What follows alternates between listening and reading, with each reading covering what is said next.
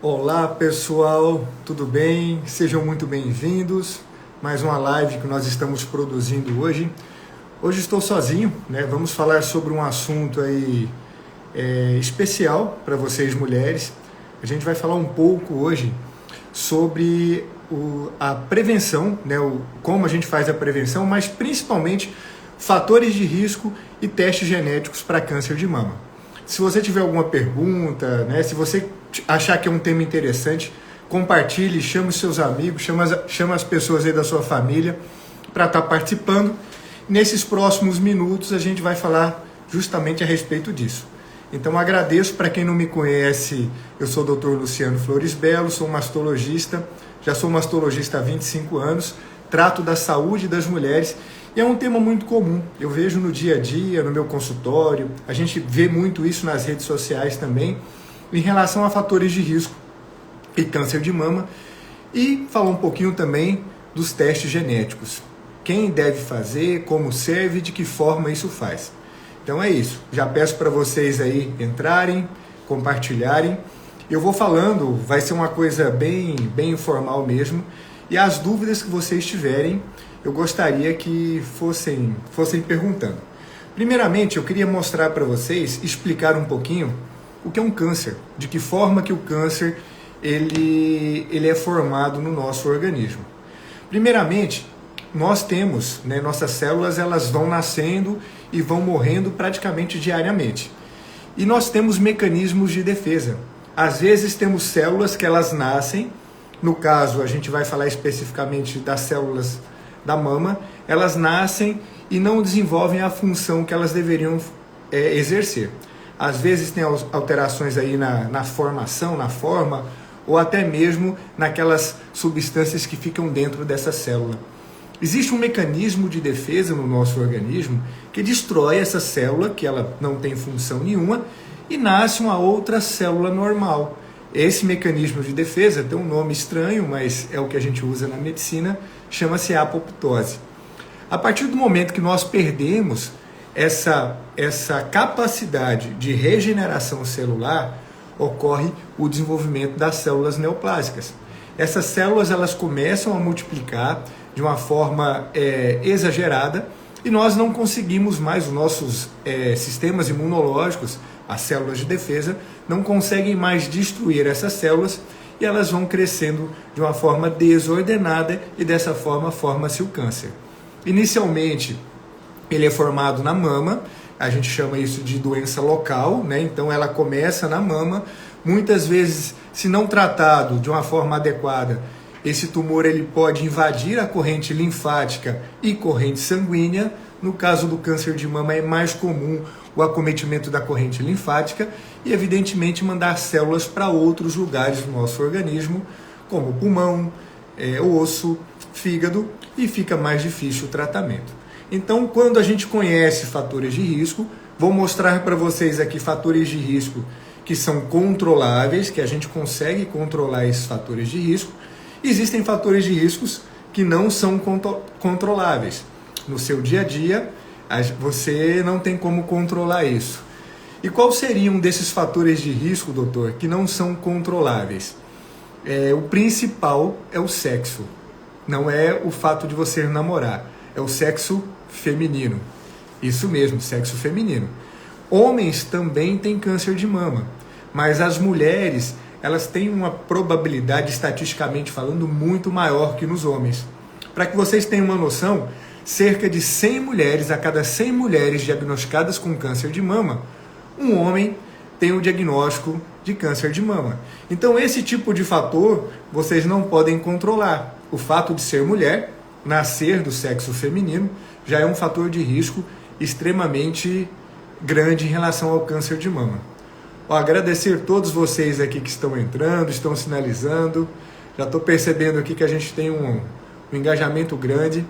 Então peço para vocês, tá? Compartilhem com as suas amigas, compartilhem com as suas famílias, que eu acredito que aqui a gente vai ter algumas dicas poderosas, que podem até mudar um pouquinho aí a forma de pensar de vocês em relação ao estilo de vida.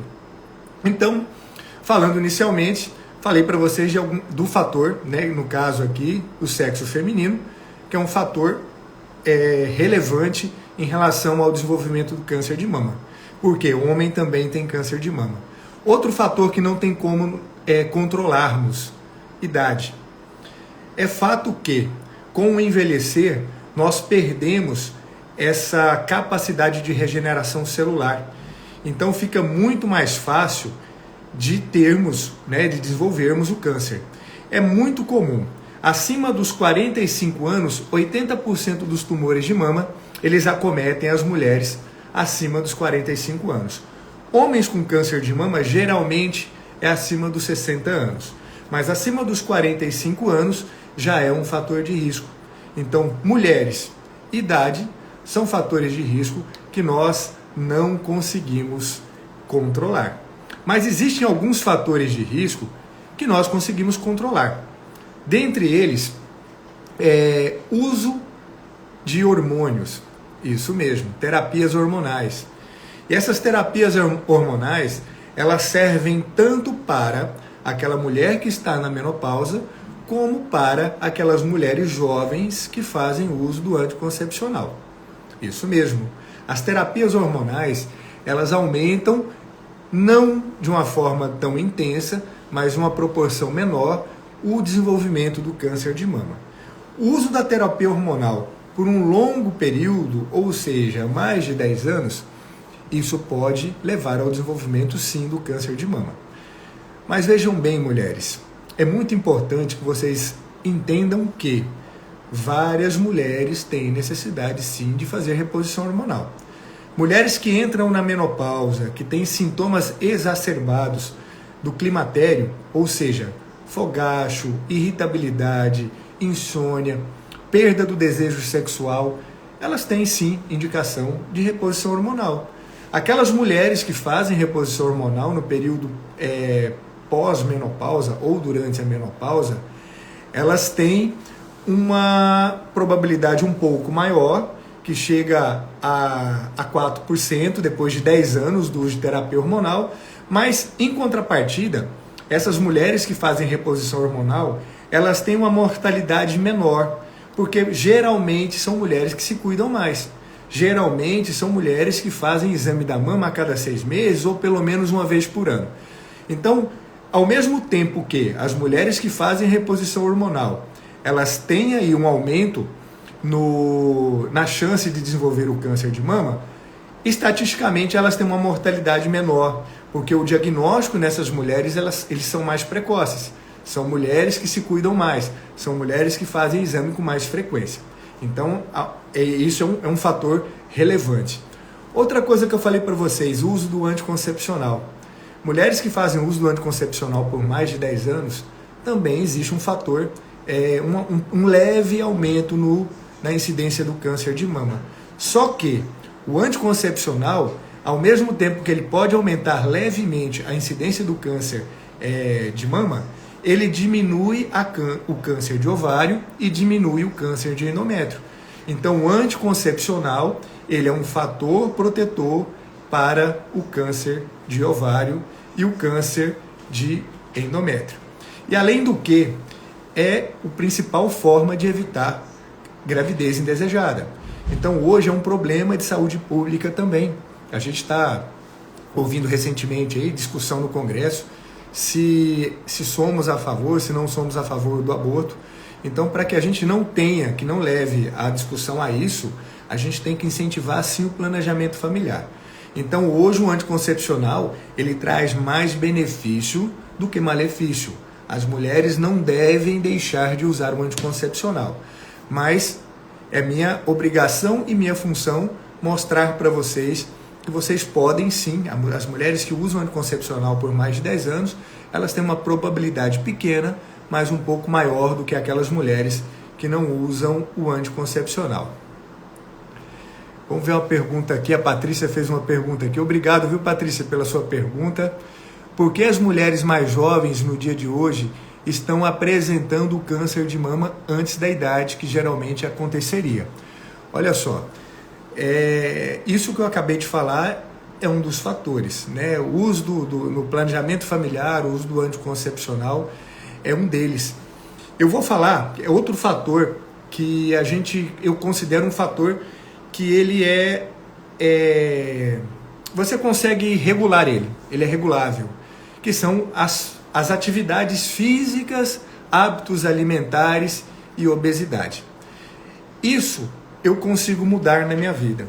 Então, estatisticamente mostrando, hoje, devido ao estilo de vida que nós levamos, e o câncer, ele não vem aumentando, Patrícia, não é só nas mulheres não, né? Em mulheres mais jovens. Os homens também tem um aumento aí de câncer gástrico, câncer pulmonar.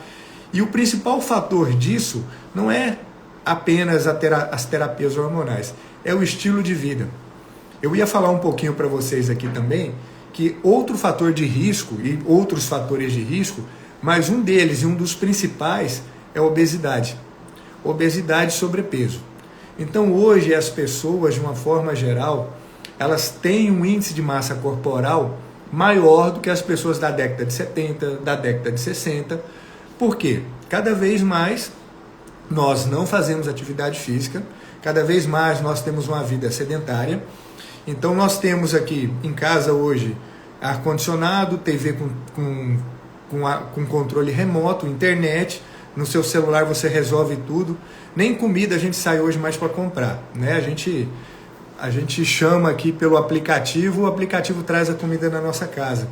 Então a gente não está tendo esforço nenhum mais, a atividade física está cada vez ficando mais de lado. E a falta da atividade física leva, em contrapartida, o aumento do índice de massa corporal, ou seja, você tem um acúmulo de gordura no seu corpo, e esse acúmulo de gordura no corpo, ele tem uma transformação, parte dessa gordura, parte desse colesterol que nós temos no corpo, ele é transformado no hormônio feminino chamado estrona. Então as mulheres que são obesas, os homens que têm uma obesidade maior, eles têm um índice maior do hormônio feminino chamado estrona. E essa estrona, a longo prazo, é um fator do desenvolvimento do câncer de mama. Alimentos que nós comemos, alimentos processados, embutidos, defumados, isso aumenta também a probabilidade no desenvolvimento do câncer de mama. Pessoal, com muito amor e muito carinho para vocês, tá? Tudo isso aqui não significa, a gente não pode taxar as pessoas que se elas estão nesse grupo de risco, elas vão ter câncer de mama, ou se elas não estão nesse grupo de risco, elas não terão câncer de mama. Todas as mulheres, a partir dos 40, dos 50 ou até antes disso, elas têm probabilidade no desenvolvimento do câncer de mama. Os principais fatores, como eu falei para vocês, idade e ser mulher.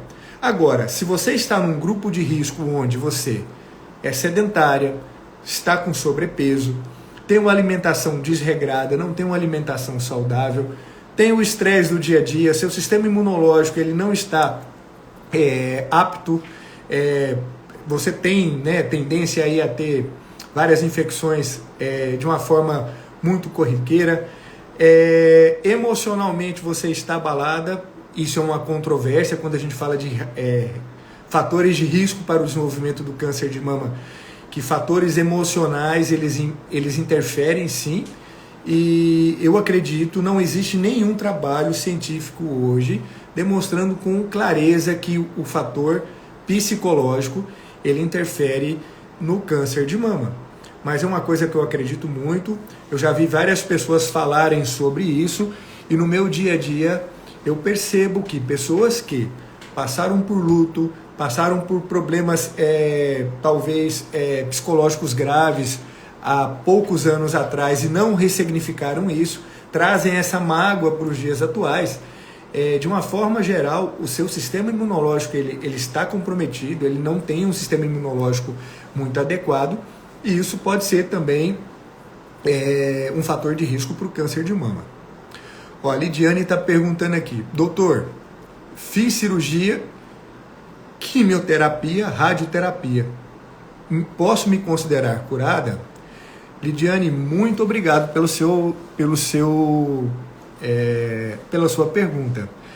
Lidiane, hoje os tratamentos oncológicos, eles estão extremamente avançados.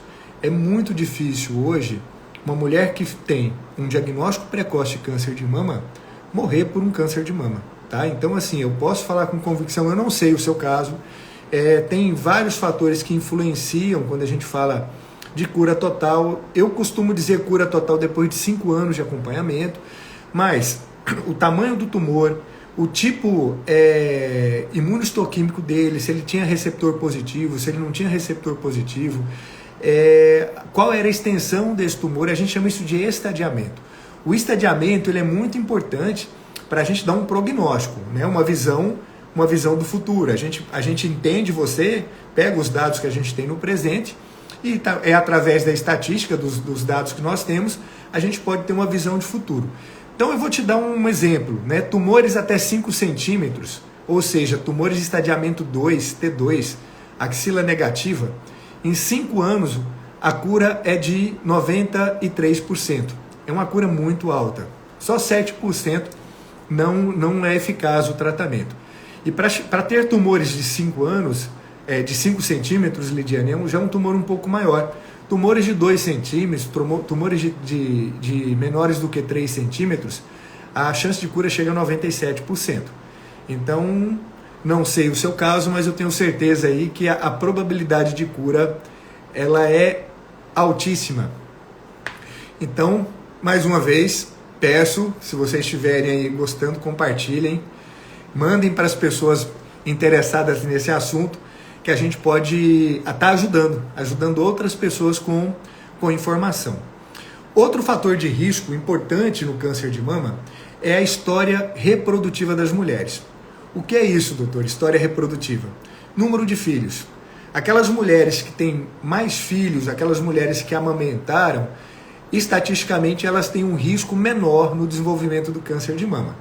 Aquelas mulheres que não têm filho, aquelas mulheres que não tiveram filhos ou tiveram filhos acima dos 35 anos, elas têm, e não amamentaram, elas têm uma probabilidade um pouco maior no desenvolvimento do câncer de mama. Mulheres que entraram na menopausa muito tarde, ou seja, aquelas mulheres que pararam de menstruar após os 52 anos. E aquelas mulheres que tiveram a primeira menstruação numa forma muito precoce, que a gente chama de menarca precoce, antes dos 8 anos de idade, também é fator de risco para o desenvolvimento de câncer de mama. Então, a exposição, mais uma vez, a gente volta a mostrar para vocês que a exposição de longo prazo aos hormônios femininos aumenta um pouco aí a probabilidade no desenvolvimento do câncer de mama. Outro fator de risco, exposição à radiação. O que é essa exposição à radiação? Hoje a gente acha que é maravilhoso, eu vou lá, faço ressonância de mama, faço tomografia de tórax, faço raio-x, faço mamografia, e que isso não vai ter uma repercussão. Existe uma repercussão sim, mas você fazer mamografia de rotina, você fazer uma ressonância de rotina, você fazer uma tomografia de tórax de rotina, isso não aumenta a sua chance de câncer de mama.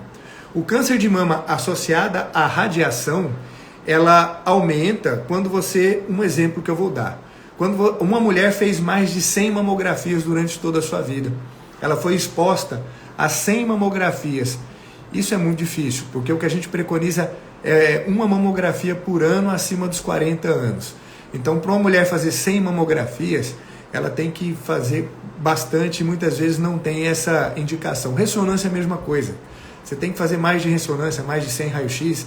Então, assim, quando tem indicação de fazer, é importante fazer, tem que estar fazendo sim os exames necessários. Mas com moderação. Eu falo isso muito no meu consultório.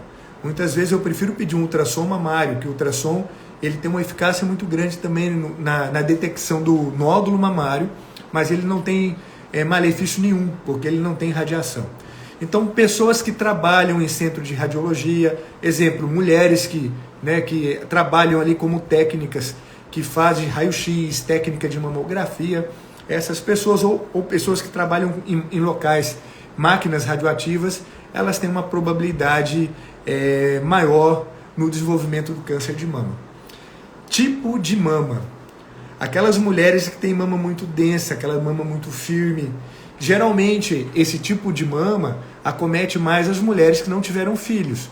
Então, é aquela mulher que entra na menopausa com a mama como a mama dela é uma mama mais rígida, uma mama mais endurecida. Por que o risco é maior? Primeiro, pela dificuldade em realização dos exames de rotina. A mamografia, que é o exame que a gente preconiza para fazer um diagnóstico precoce, ou que a gente preconiza para a identificação do câncer de mama, muitas vezes em mama densa ela não tem uma eficácia muito grande. Mulheres de 40 anos ou abaixo de 40 anos, a mamografia tem uma eficácia só de 63%. Então, e as mulheres acima dos 60 anos, a eficácia chega a 93%. O porquê dessa eficácia? Densidade mamária. Mulher jovem tem uma mama mais densa, uma mama mais firme, uma mama com mais parênquima mamário, uma mama com mais ductos mamários, que é onde o câncer ele desenvolve com mais frequência. É justamente nesses ductos mamários que o câncer de mama desenvolve com mais frequência. Então a mulher, quando ela é mais jovem, 40, 50 anos, ela tem uma mama mais densa, onde a gente tem mais ducto mamário. Mais uma pergunta aqui da doutora Paula. Um abraço, doutora. Foi muito bom a live que a gente fez. Doutora Paula Flores Belo, para quem não conhece, é minha irmã. Ela é nutricionista, trabalha comigo aqui na Oncolog. E nós fizemos 2 lives anteriores aqui, falando sobre nutrição e câncer. Aquela como método preventivo e depois daquelas mulheres que já têm o tumor e o que poderia melhorar. A Paula está perguntando aqui, devo fazer mamografia quando apresenta nódulo somente? Obrigado, viu, minha irmã? A Paula, a gente já começa, né, depois de... Eu já estou com 51 anos, né, eu posso falar a minha idade aqui, não tem problema nenhum. E a Paula também, não vou falar a idade dela, é minha irmã caçula, não vou falar a idade. Mas a gente começa a estar num grupo de risco. Quando a gente passa aí dos 45, 50 anos... a gente começa a estar no grupo de risco. E a pergunta foi, eu devo fazer mamografia só quando eu estiver nódulo? Não. A mamografia ela tem que ser feita de uma forma rotineira. Aquelas mulheres acima dos 40 anos, é preconizado que faça a mamografia uma vez por ano, a partir dos 40 e vai até os 70 anos. Eu peço até depois dos 70 anos essa mamografia de uma forma anual. E por que a mamografia e não a ultrassonografia? Aí vem de novo, fala, doutor, você acabou de falar que radiação é fator de risco para câncer de mama. E você acabou de falar que ultrassom não tem radiação e a mamografia tem. Sim, é verdade. O ultrassom ele é muito bom para a identificação do nódulo mamário. Só que, quando eu falo de mamografia, além da identificação do nódulo mamário, eu consigo identificar as microcalcificações, que são pequenos pontinhos brancos que são observados na mama. É normal, depois de uma determinada idade, também termos calcificações mamárias. Mas quando nós temos microcalcificações, ou seja, como se fosse grãos de areia, e essas calcificações elas são agrupadas, é um fator de risco e pode ser um dos primeiros sintomas no desenvolvimento do câncer de mama. Então é muito bom, é muito pertinente a gente tá fazendo isso aí.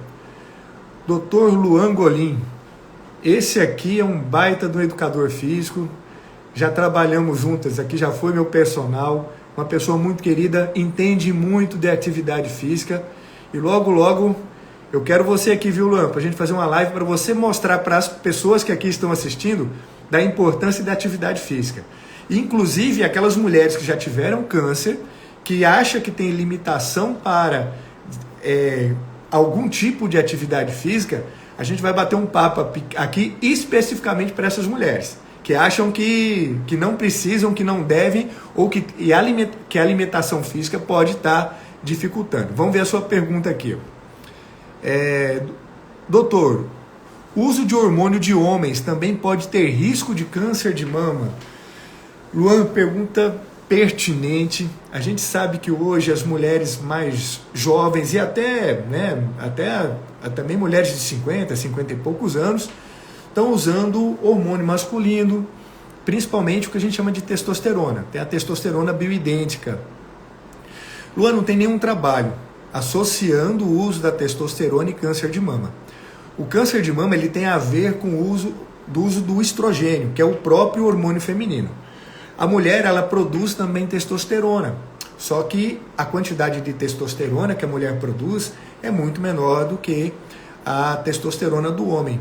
Eu sou a favor, sim, né? Aquelas mulheres que têm testosterona baixa, tem que fazer uma dosagem hormonal, porque muitas vezes a testosterona está normal e ela está querendo fazer reposição hormonal. É a mesma coisa dos homens. Tem muito homem também, hoje, que usa o hormônio, mas como estética, não está usando como saúde. Então, do ponto de vista de estética, a testosterona ela é um hormônio que aumenta o metabolismo, aumenta o ganho de massa muscular, aumenta a disposição, a força e diminui a quantidade de gordura. Então, o resultado estético ele é muito bom. Mas a testosterona utilizada de uma forma não convencional, ou seja, que coloca-se níveis acima do que é preconizado na literatura, você pode trazer alguns transtornos, principalmente para as mulheres.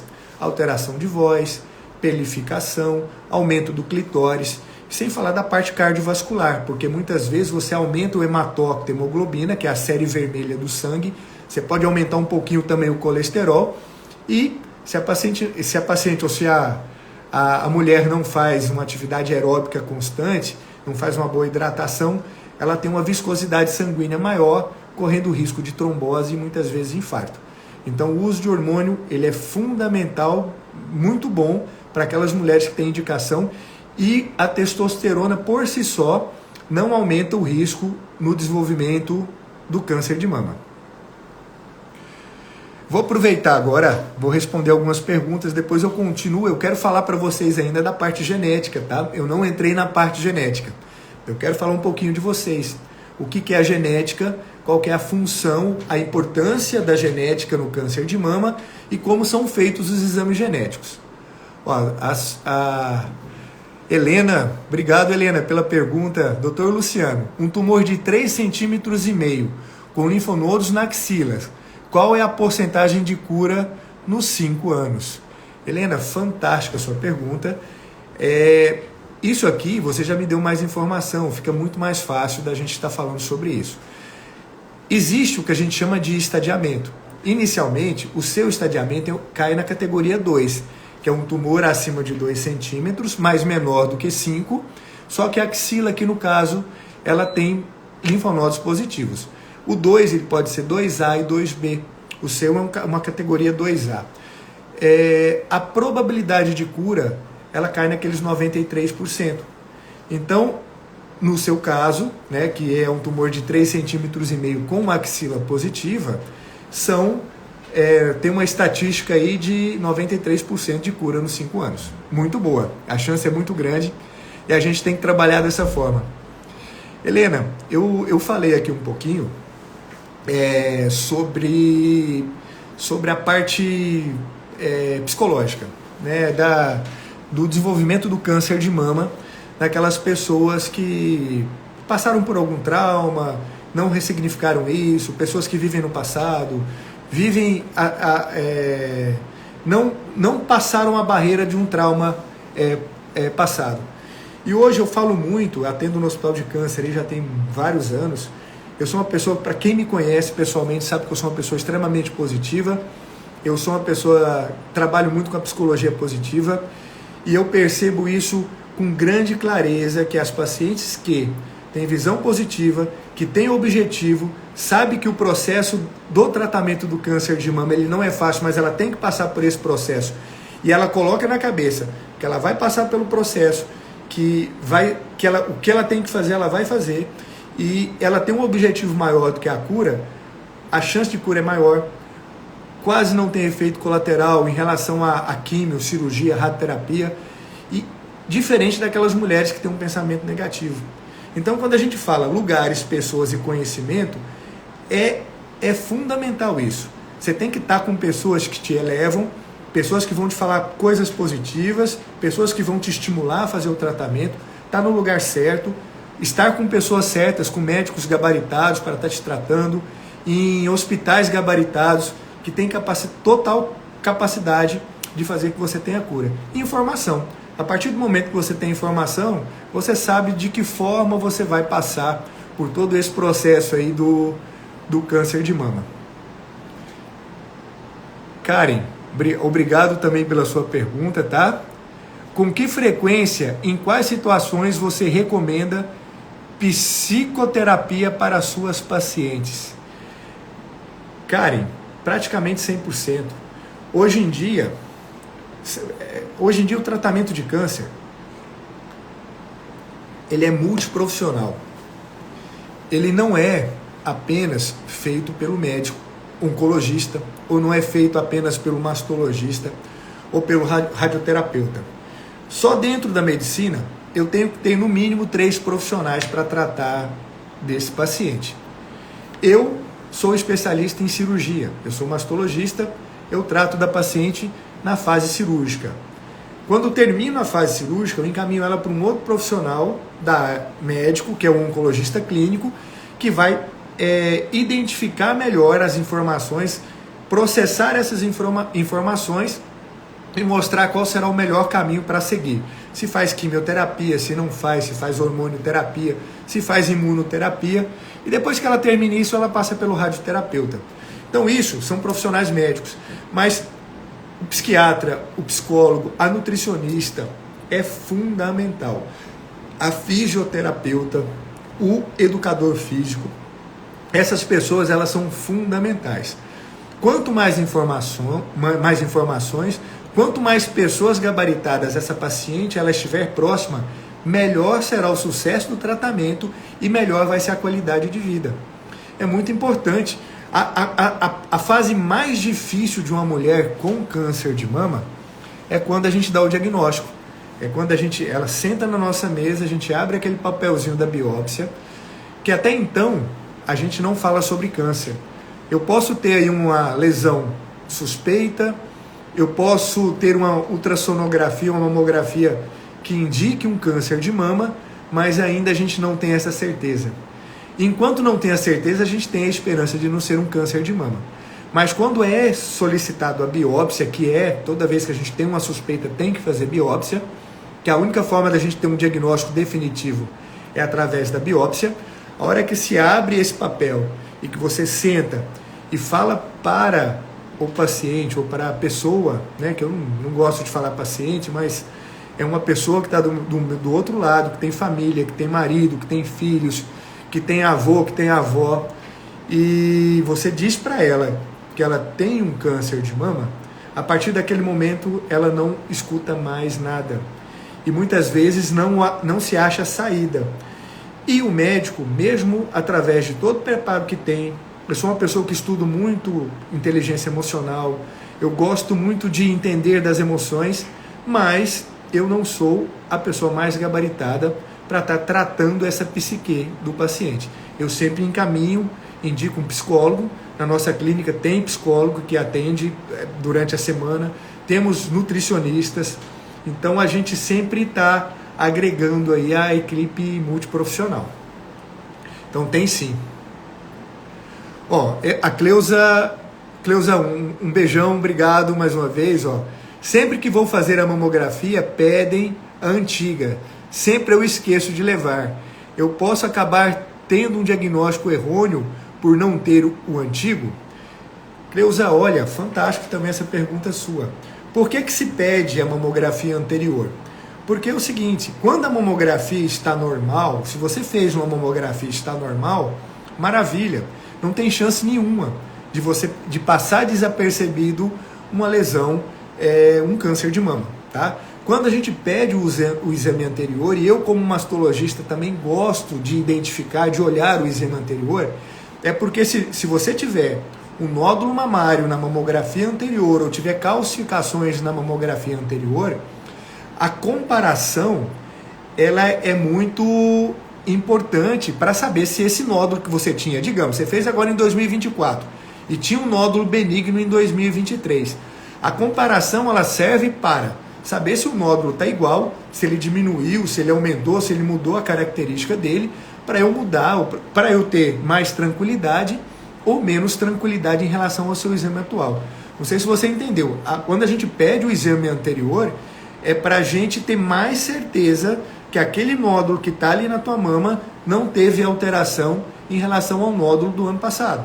eu comparo o seu do ano passado com esse. Agora, se a sua mamografia estiver normal e a do ano passado estiver normal também, não tem por que a gente fazer essa comparação, porque ela já está bem normal, né? Ó, mama densa. Eu falei um pouquinho aqui de mama densa. Até com que idade devo fazer ultrassom e mamografia? A mama, as mulheres abaixo dos 40 anos é sempre ultrassom. Então, assim, o que eu sugiro, que eu recomendo vocês a fazerem? Mulheres abaixo dos 40 anos, não tem por que fazer mamografia. Ainda é uma mama densa, uma mama muito firme, em que a mamografia não vai me trazer muita informação. O ultrassom, ele é mais eficaz nas mulheres abaixo dos 40 anos. Dos 40 aos 50 anos, é uma fase em que de transição do ultrassom para a mamografia. As mulheres até os 50 anos, muitas vezes a mamografia pode ser melhor do que o ultrassom e o ultrassom pode ser melhor do que a mamografia. O que eu faço? Nessa fase eu peço os dois exames. As mulheres acima dos 40 anos, elas fazem a mamografia anual e as mulheres também fazem ultrassom anual. Se tiver alguma alteração, a gente encurta isso, mas geralmente é anual. Acima dos 50 anos, a mamografia eu peço para todas e o ultrassom é opcional. Tem mulheres com 50, 55, 60 anos que tem uma mama muito densa ainda. Eu continuo pedindo ultrassom. Mas se a mama não for muito densa, se for já uma mama bem flácida, lipossubstituída, só a mamografia já ajuda. E a ressonância magnética das mamas, elas também ajudam na prevenção aí, ou diagnóstico precoce do câncer de mama. Então eu peço a ressonância quando eu tenho dúvida no ultrassom, quando eu tenho dúvida na mamografia, é um exame que me ajuda aí para solucionar a dúvida. Se não, ultrassom e mamografia. Até os 40 anos só ultrassom, dos 40 aos 50 ultrassom e mamografia, acima dos 50 mamografia e mamas densas continua fazendo ultrassom também. Vou falar um pouquinho para vocês aqui. Ó, vou ver aqui, a Dani tá falando aqui, ó.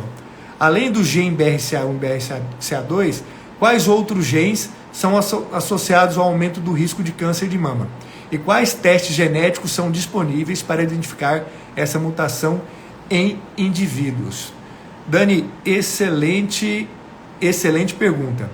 Eu vou entrar agora, então, falar um pouquinho para vocês sobre justamente testes genéticos. Por que eu não falei ainda sobre o gene? Por que a gente não falou sobre os testes genéticos? Porque a maior parte dos cânceres de mama, 85% até 90% dos cânceres de mama, são de pessoas que não têm alteração genéticas. A maior parte dos cânceres de mama são relacionados a hábitos de vida. Então, nós podemos corrigir sim, nós podemos diminuir sim, e eu sempre falo, eu sei que é difícil, eu sei que é difícil para vocês aí. Quando eu falo que prevenção de câncer de mama está relacionado a hábitos de vida, é verdade, é a única forma de prevenir. Quando eu faço exame de mamografia, quando eu faço ultrassonografia mamária, eu estou fazendo diagnóstico precoce, eu estou identificando o problema antes de virar um problema maior. Mas a partir do momento que eu pratico, eu não preciso ser um triatleta, tá, gente? Não é para assustar vocês. Praticar atividade física é pelo menos 3 vezes na semana, de 40 minutos a 1 hora. Pode ser uma caminhada, pode ser uma bicicleta, pode ser uma yoga, pode ser qualquer tipo de atividade física. Não precisa ser todos os dias e não precisa de ser de uma forma intensa. Só de você praticar atividade física, você já está eliminando substâncias inflamatórias no seu corpo, e essas substâncias inflamatórias, elas têm a ver também com câncer, aqui no caso câncer de mama.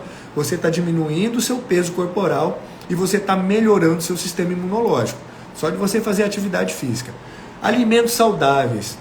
Doutor, o que é alimento saudável? Alimento saudável é aquele que você descasca. Então é fruta, é verdura, é arroz, é feijão, é carne, né? A gente fala muito aqui da carne, a carne vermelha.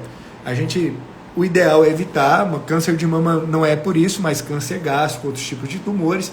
O ideal é você comer carne vermelha 3 vezes por semana e utilizar aí, né, para proteína, que é importante, a proteína ela é importante, usar frango, usar peixe, então não deixar de comer a proteína. Mas assim, isso é alimento saudável. Quando eu falo de alimento embutido, presunto, bacon, salsicha, produtos enlatados que tem condimentos dentro desse produto, biscoito, açúcar, isso não faz bem. Isso, além de você ter um aumento do peso, você está estimulando aí as células cancerígenas no seu organismo. E tratar do nosso psique, do nosso psicológico. Então, a nossa alma ela é importante. A gente tem 3 fases, a espiritual, a almática e a física. O tratamento da almática, que são os nossos pensamentos e sentimentos, ele é muito importante também. Então, genética. Quando eu devo me preocupar com a parte genética? Mulheres que têm um histórico familiar muito importante para aquele determinado tipo de câncer. Estamos falando de câncer de mama, então é uma pessoa que, se a gente for pegar a história dela, história da família dela, ela tem vários casos de câncer de mama na família. A avó teve câncer de mama, a tia-avó teve câncer de mama, irmã teve câncer de mama, tia de primeiro grau teve câncer de mama, prima teve câncer de mama. Então, esse tipo de pessoa ou de mulher tem que ter um cuidado maior, tem que ter uma avaliação, sim, de um mastologista, de um oncologista ou até mesmo de um geneticista. Nós também trabalhamos na nossa clínica com geneticista. Nós temos um geneticista que, quando tem alguma suspeita de ser genético, ele avalia. É uma pessoa que ele só faz isso, a função dele é justamente ver se tem a parte genética ou não. Então, primeiro item, se existem várias pessoas na família com o mesmo tipo de câncer, no caso, câncer de mama. Se alguém na família teve câncer antes dos 40 anos.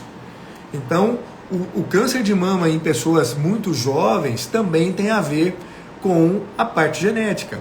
Então, quando há alguém na família, ou você teve um câncer de mama antes dos 40 anos, é importante sim pesquisar a parte genética. Mulheres que tiveram tumores bilaterais.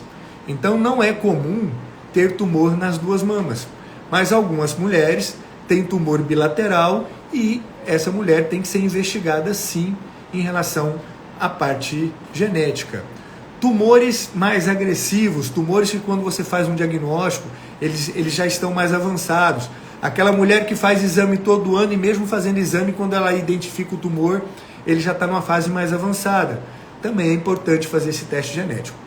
Então, esse tipo de pessoa, esse tipo de mulher, são as que têm indicação de fazer. Não é toda mulher que tem câncer de mama que tem a indicação de fazer.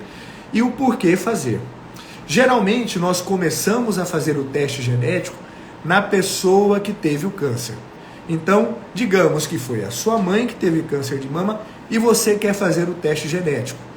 É recomendado que a sua mãe que teve o câncer de mama, ela faça inicialmente o teste genético. Porque se der negativo, você não tem necessidade de fazer. Porque o teste genético, se a sua mãe teve o câncer e deu positivo, todas as mulheres, suas irmãs, suas primas, todas as mulheres da família devem fazer o teste genético. Se deu negativo, não vejo essa necessidade. A não ser que você fale: doutor, está me incomodando, eu quero saber, quero tirar isso da minha cabeça. Mas veja bem, é muito importante, você que não teve o câncer de mama e pensa em fazer um teste genético, você fazer uma pergunta para você mesmo antes de fazer esse teste genético. Se vier positivo, o que eu vou fazer? Qual vai ser a minha reação? Qual vai ser a minha ação em relação a isso? Vale a pena eu saber se eu tenho uma alteração genética ou não? É uma pergunta que você deve fazer antes de pensar em fazer um teste genético sem a indicação necessária. A gente começou a falar muito de gene, teste genético, quando a atriz americana Angelina Jolie, ela fez aí uma cirurgia, né? Ela fez o teste genético, veio positivo e ela resolveu retirar as 2 mamas. Então ela veio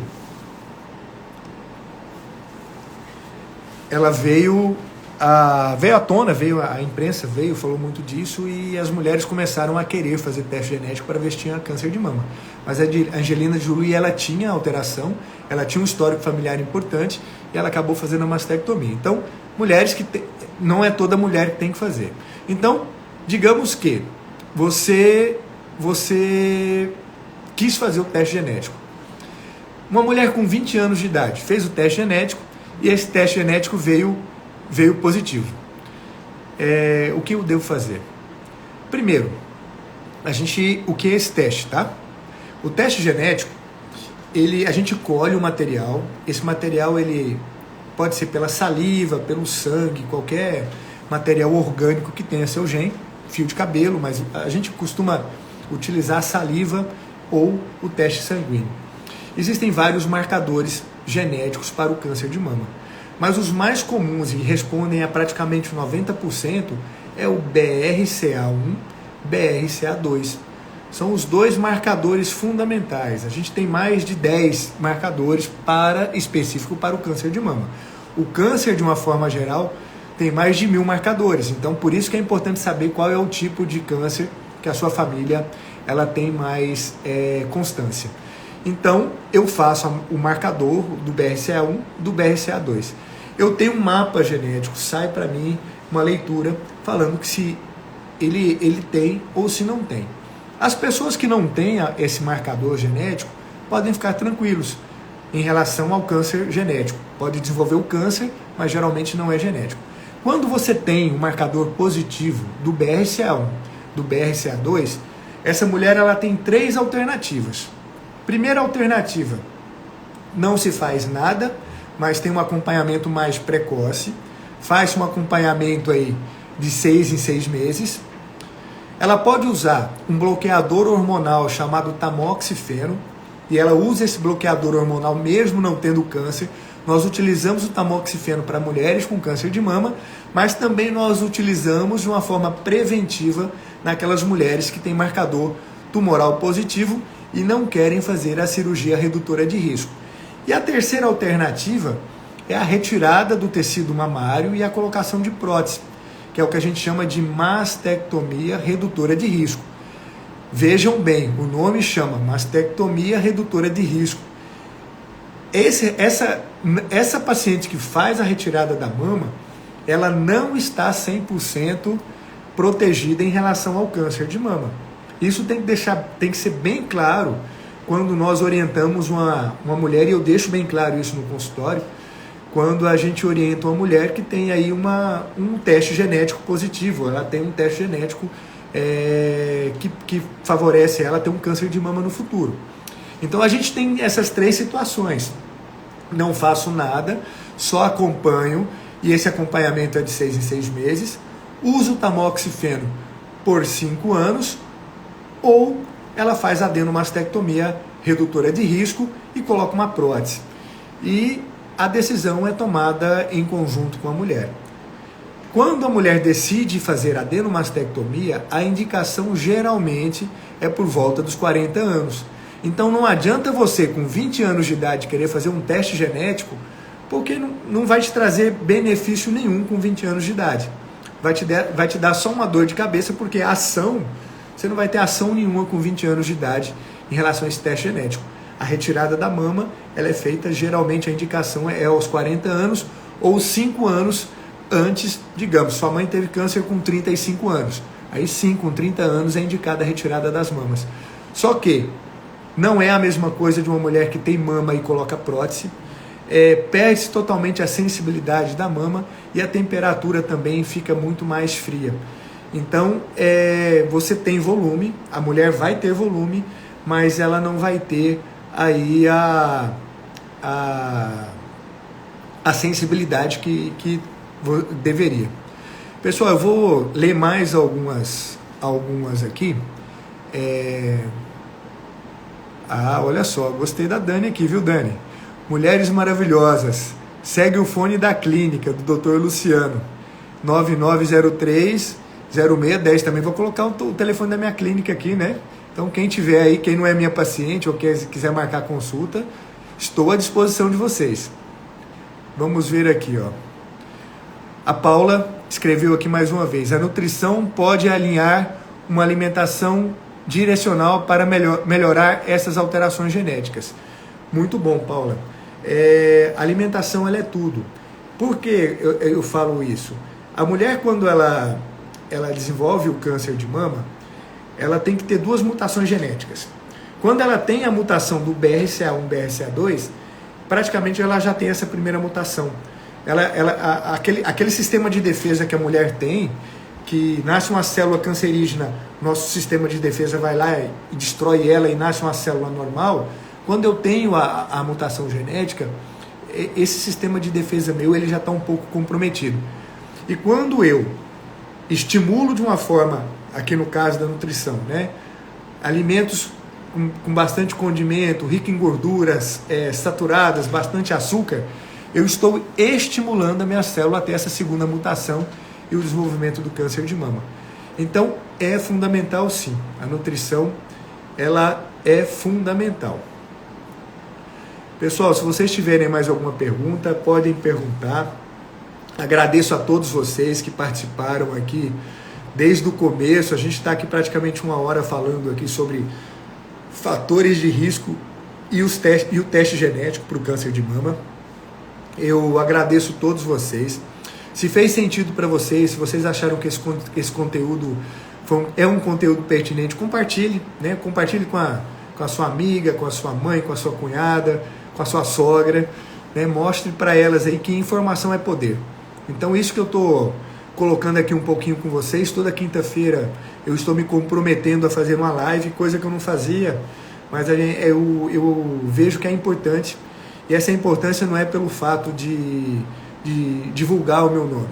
Eu vejo a importância disso é justamente de dar informações para vocês. É uma informação que eu tenho, eu não ganho nada com isso, na verdade ganho sim, né? Quando a gente passa o que a gente sabe para as pessoas que precisam, Deus nos proporciona coisas muito, muito maiores, e eu quero cada vez mais informar vocês, dar mais conteúdo para que vocês saibam se prevenir, e se alguém teve o câncer de mama ou está em tratamento, saber de que forma você vai passar esse vale, né, esse deserto da sua vida de uma forma mais harmônica. Acredite, todo tratamento ele começa dentro da gente. Toda mudança ela vem de dentro para fora. A gente tem conhecimento, a gente tem técnica, nós temos medicamentos fantásticos hoje, mas se a mudança não começar dentro da gente, nada disso acontece. Se eu não me comprometer a partir de hoje que eu vou ter alguma mudança na minha vida, tanto na parte física, alimentar, ou até mesmo encarar de frente os problemas que eu tenho, e o câncer é um deles, eu não vou sair do patamar que eu estou. Então eu quero que cada um de vocês hoje entendam isso, e é de coração. A mudança começa de dentro para fora e tem que começar dentro de vocês, acreditando, sabendo que vocês têm capacidade sim, e se alguém conseguiu, vocês também conseguem. Se tem alguém fazendo, eu também consigo. E eu tenho certeza que vocês também conseguem. Tá bom, meus amigos, minhas amigas? Mais uma vez aqui, Viviane.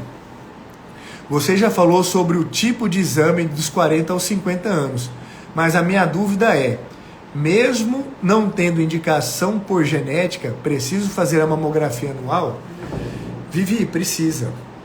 Porque eu mostrei para vocês aqui que 85 a 90% dos cânceres de mama, eles não são genéticos. Hoje, todo mundo tem histórico familiar. Muito difícil ter alguém que não tenha alguém na família que teve câncer. A estatística hoje no Brasil é de que cada 10 mulheres, uma terá câncer de mama. Então, é comum nós termos alguém da nossa família com câncer de mama. Mas isso não é genético. Então, 85% dos tumores mamários, eles não são genéticos. E a importância da mamografia não é nem prevenir o câncer, é fazer diagnóstico precoce. Então, as mulheres dos 40 aos 50, eu recomendo, acima dos 50 principalmente. Aqui no Brasil nós recomendamos, se você pegar a literatura, por exemplo, na Inglaterra, não se recomenda fazer mamografia acima dos 40 anos. mas lá a mamografia é feita a cada 2 anos. Ela é bianual. Na Inglaterra, é dos 40 aos 50, a mamografia é feita de 2 em 2 anos. Aqui no Brasil ela é anual. E vale a pena sim, mesmo não tendo o fator genético, vale a pena fazer mamografia. Ó, a Menezes está falando aqui, ó, quando devemos nos preocupar com cistos mamários? Cisto mamário, Menezes, muito obrigado pela pergunta também, muito pertinente. 50% das mulheres acima dos 35 anos têm cisto mamário. O cisto mamário, ele corresponde ao desenvolvimento da mama feminina. A mama feminina ela tem 3 fases. A fase inicial, que é quando é criança e começa o desenvolvimento mamário. Esse desenvolvimento vai até os 15 anos, 16 anos no máximo.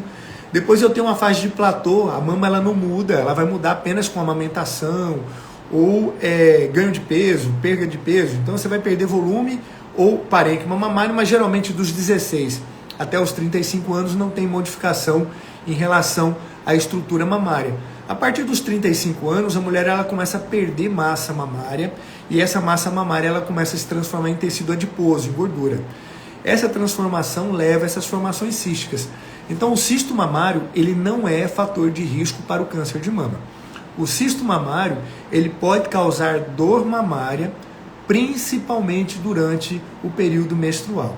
Então muitas mulheres vão ao consultório, a queixa delas é dor mamária e quando a gente pede exame, faz ultrassom, identifica o cisto mamário e a gente trata com medicamentos próprios para isso, mas em relação ao câncer de mama, cisto mamário não aumenta a incidência do câncer de mama.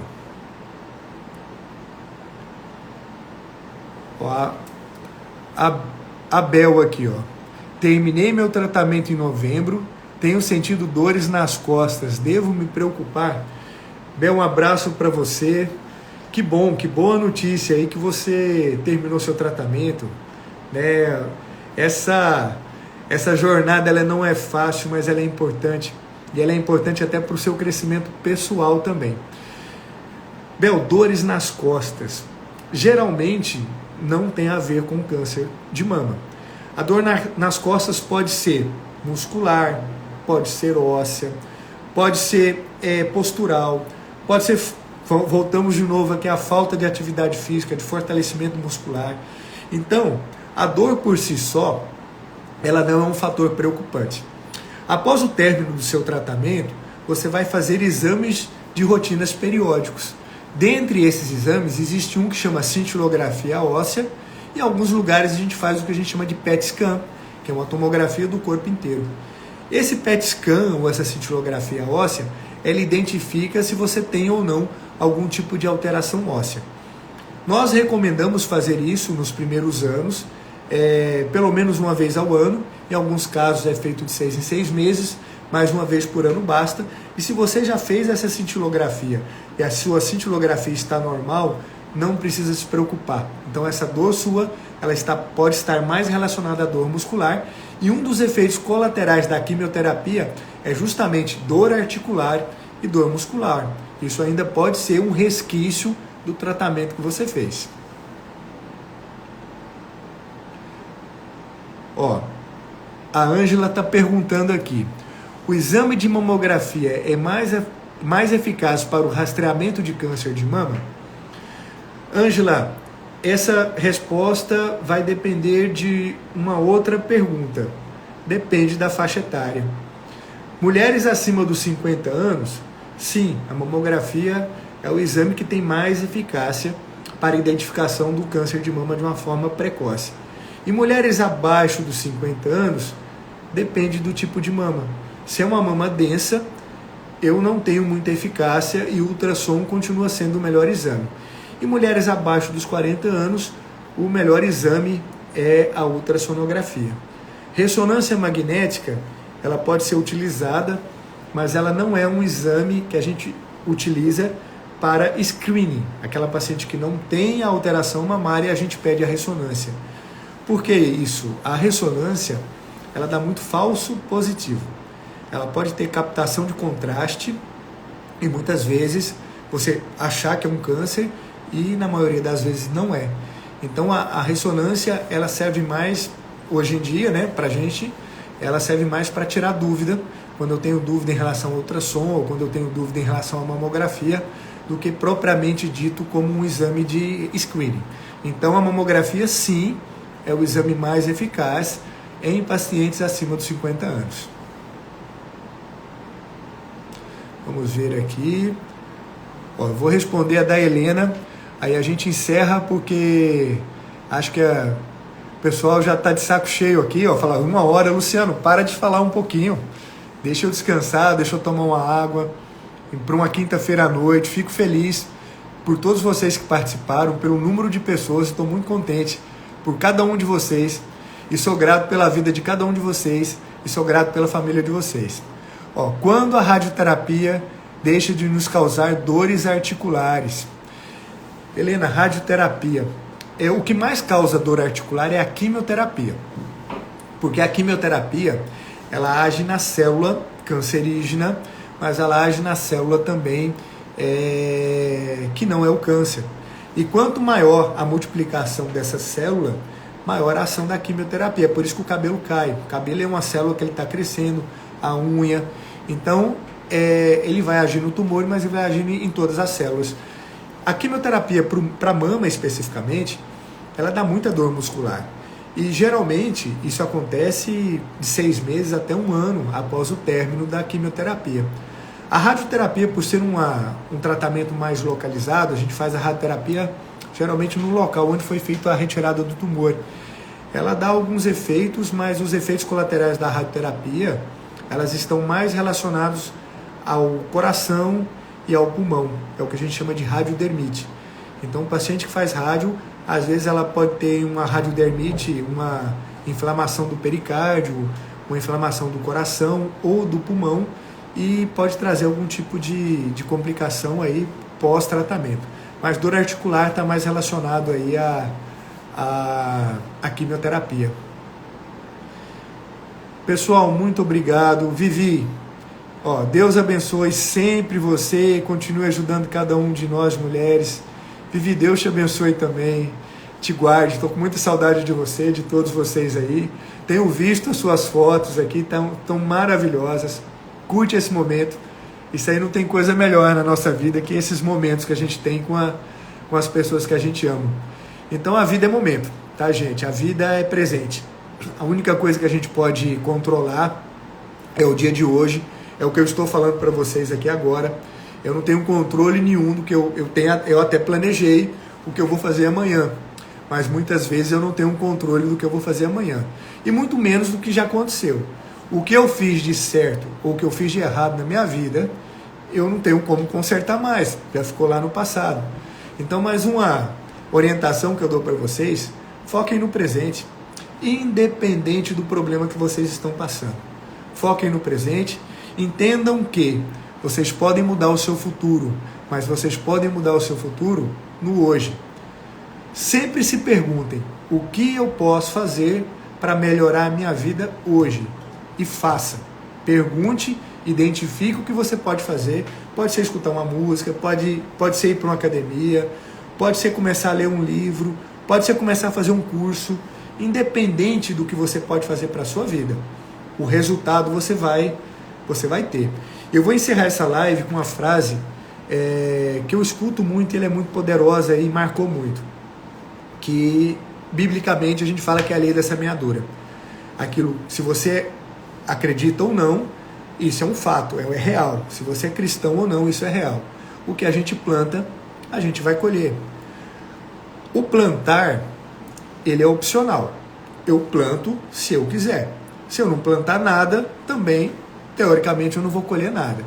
Se eu plantar coisas boas na vida das pessoas que estão próximas de mim, ou principalmente na minha vida, com certeza eu vou colher isso a longo prazo. Pode ser daqui 6 meses, pode ser daqui 1 ano, pode ser daqui 10 anos.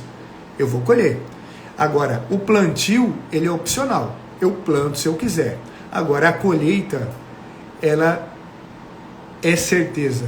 Independente se você quer colher ou não. Se você estiver plantando coisas ruins na sua vida, Se você estiver plantando fofoca na sua vida, se você estiver plantando mentira na sua vida, se você estiver plantando procrastinação na sua vida, se você está deixando o que você devia fazer hoje para fazer amanhã, você pode ter certeza que você vai colher isso de uma forma negativa. Então, faça o que você tem que fazer, plante o que você tem que plantar para você ter boas colheitas.